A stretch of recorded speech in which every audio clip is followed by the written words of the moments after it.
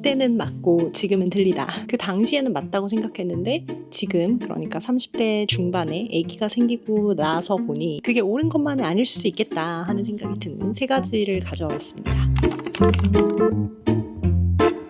첫 번째로는 속도감입니다. 속도감이 인생에 있어서 정말 중요한가? 20대 때 그리고 또 30대 초반까지 이제 한창 커리어에 집중을 할 때는 무조건 빨리 달리면 인생이 잘 풀릴 줄 알았어요. 예를 들어서 수능을 보고 이제 재수를 하는 친구들이 있잖아요. 재수를 하면 다른 친구들보다 1년 더 공부를 해야 되는 거니까 왠지 내가 뒤처지는 느낌인 것 같고 실패한 느낌인 것 같고, 또 대학교를 가서도 휴학을 한다거나 아니면 저의 경우처럼 원래 4년 안에 졸업을 해야 되는데 5학년을 한다거나, 졸업을 했는데도 취직을 바로 못 한다거나, 그러면 그 정석대로 타이밍에 맞춰서 모든 수순을 밟아간 친구들에 비해서 내 인생이 뭔가 뒤처지는 느낌이 들죠. 저는 항상 속도감이 되게 중요하다고 생각을 해왔었어요. 조금이라도 뒤처지면 뭔가 조급증 같은 게 들고, 그런 마음 때문에 오히려 내가 지금 하고 있는 일들이 잘 안 되는 거야. 그런데 이제 30대 중반이 되고 특히나 아기를 낳고 나니까 그 빠른 속도보다도 내가 지금 갖고 있는 속도를 앞으로 얼마나 오랫동안 유지를 할 수 있느냐가 더 중요하게 다가오더라고요. 아기가 나의 리소스를 굉장히 많이 요구를 하잖아요. 나의 리소스라 하면 이제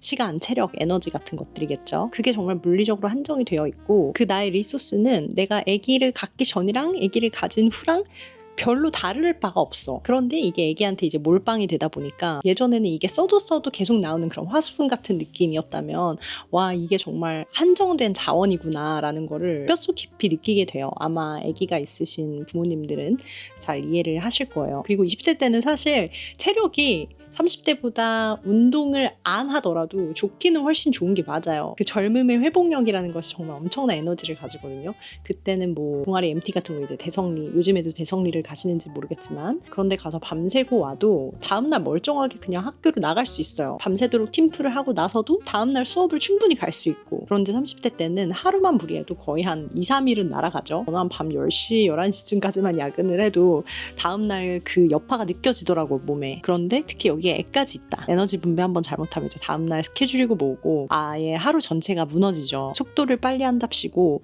빨리 가는 선택을 한 게 결국은 멀리 돌아가는 그런 선택이 되는 경우가 왕왕 있어요. 빨리 끝내고 나중에 쉬어야지 이러면서 이제 오늘 혹은 뭐 일주일 정도 죽었다 생각하고 좀 늦게까지 일을 하더라도 막 스피드를 높이는 때가 있잖아요. 꼭 이 이유뿐만 아니라도 그냥 뭔가 내가 지금 이 일의 플로우에 딱 탔어. 그래서 이렇게 쭉 계속하니까 속도도 좀 붙고 뭔가 일하는 그런 맛이 나. 그래서 계속 불태우고 이제 다음날 생각 안 하고 그렇게 하다 보면은 결국 쉬는데, 회복하는데 2배, 3배의 시간이 드는 거예요. 심하면 번아웃이 올 때도 있고. 그래서 내가 꾸준히 할 수 있는 속도가 가장 빠른 속도다. 그때는 맞았고 지금은 틀린 것 두 번째는 넘어지지 않는 게 중요하다라는 믿음이에요. 저는 넘어지지 않는 게 정말 중요한 거라고 생각을 했거든요. 이직을 해도 한 번에 붙는 게 중요하고, 한 번에 내가 원하는 자리를 꿰차는 게 중요하고, 이번에 승진 텀이 있을 때 무조건 승진을 하는 게 중요하고, 이번에 프레젠테이션 있을 때 impeccably 정말 완벽하게 끝내는 게 중요하고, 클라이언트랑 같이 프로젝트 할 때도 뭔가 실수 한 개도 없이 정말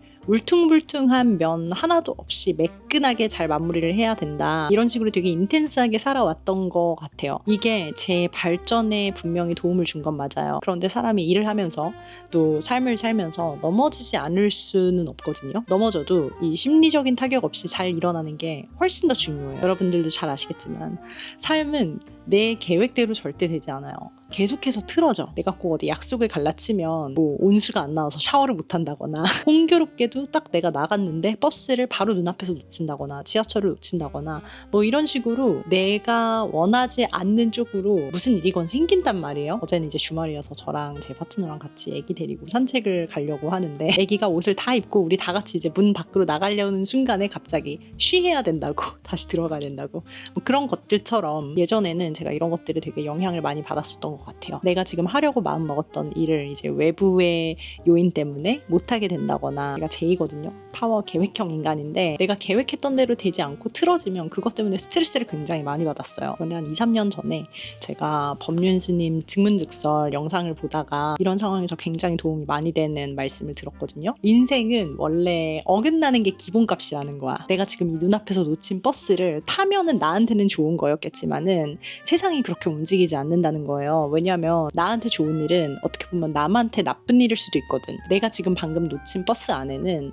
어딘가 빨리 가야 되는 사람도 앉아 있는 거잖아요. 내가 버스를 놓치지 않고 탔다면 나한테는 좋았겠지만 어딘가 빨리 가야 하는 그 사람한테는 버스가 딜레이가 된 거니까 안 좋은 일이겠죠. 그러니까 좋다는 거는 굉장히 상대적인 거고 나한테 좋은 거는 너한테 안 좋은 일일 수도 있고, 그렇기 때문에 세상 일이 우리 모두에게 좋은 방향으로 이루어질 수가 없다. 누군가에게 좋은 일이면 누군가에게는 피해보는 일일 수 있다는 거예요. 그러므로 세상 모든 일은 그냥 벌어지는 것들이다. 누구 좋으라고 누구 나쁘라고 벌어지는 일들이 아니라 그냥 벌어지는 건데, 그냥 벌어지는 일들 때문에 우리가 괴로운 이유는 이거는 이래야 해 라는 우리 내면의 생각 때문이라는 거죠. 아, 내가 저 버스를 놓쳐가지고 지금 약속이 늦게 생겼고, 이런 생각을 하는 그 기저에는 내가 저 버스를 탔어야 한다라는 나의 생각, 나의 기준이 있는 거잖아요. 내가 저 버스를 탔어야 했는데, 혹은 이 프로젝트를 실수 없이 했어야 했는데, 이런 생각을 많이 하고 마음에 이런 생각들이 쌓여갈수록 불행이 좀 커지는 것 같아요. 이런 생각을 내려놓고 It just happened. 그렇게 받아들이고 내가 이 상황에서 지금 무엇을 해야 할까?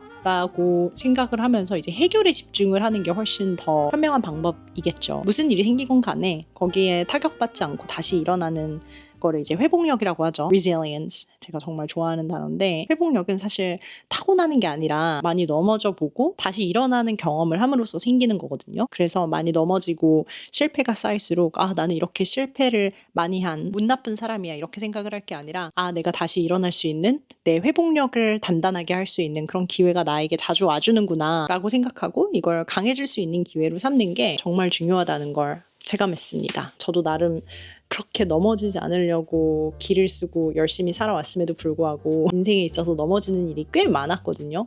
그런데 지금 와서 뒤돌아보면 그런 경험들이 저는 너무너무 감사해요. 30대 중반이 되기 전에 그런 넘어지는 경험들을 충분히 해봤기 때문에 저는 넘어지는 게 그렇게 많이 무섭지 않거든요. 지금 당장 내가 갖고 있는 모든 것들을 다 잃어버리게 돼. 나의 기억만 그대로고 맨 땅에서 다시 시작을 해야 돼. 그렇다면 물론 무섭고 힘들겠지만 이전에 넘어졌었던 기억이 있기 때문에 다시 할 수 있다고 생각을 해요. 세게 넘어져 본 경험이 많은 사람일수록 이런 거에 대한 두려움이 훨씬 적겠죠. 그때는 맞고 지금은 틀린 세 번째는 꿈은 클수록 좋다라는 거예요. 지금 저는 아예 반대로 생각합니다. 목표는 적을수록, 그리고 강할수록, 그러니까 뾰족할수록 이루어질 가능성이 크다고 생각합니다. 욕심이 많으면 그 모든 것들을 운용하기가 너무 힘들어져요. 예를 들어서 오늘 하루 내가 해야 될 일들을 20개를 적어놨어. 방도 정리해야 되고, 청소도 돌려야 되고, 빨래도 해야 되고, 분리수거하러 나가야 되고, 장도 봐야 되고, 유튜브 구조도 짜야 되고, 촬영도 해야 되고, 편집도 해야 되고, 뭘 이렇게 너무 많이 잡아놓다 보면은 거의 그 ADHD 모드로 내 뇌가 조각조각이 나버리는 거예요. 목표가 너무 많다 보니까 뭘 하나 집중해서 할 수가 없어서